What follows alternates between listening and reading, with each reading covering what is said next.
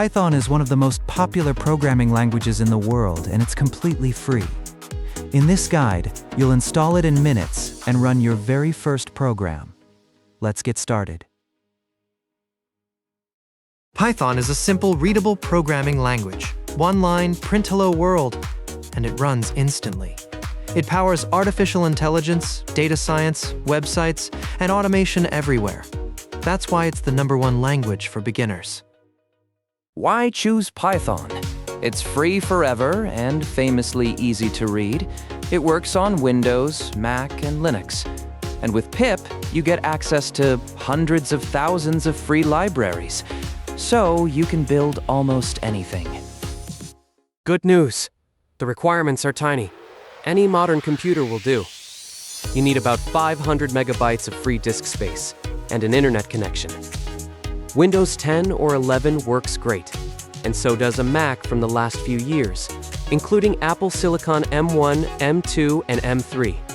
No other programs needed. Always download from the official site, python.org.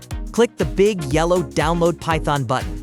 The installer, version 3.14.6, downloads automatically. On a Mac, you would download the macOS installer instead. Run the installer. On the first screen, make sure Add python.exe to path is checked. This lets you run Python from any terminal. Then click Install Now. Wait for the progress bar to finish, and you're done. Setup was successful.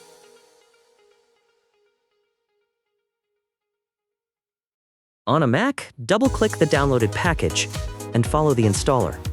Continue, read, and agree to the license. Enter your password and wait for the summary. Then open the Python 3.14 folder and double-click Install Certificates to finish the SSL setup. Successfully installed Certify. Python includes idle, its own editor. Search for Python and open IDLE.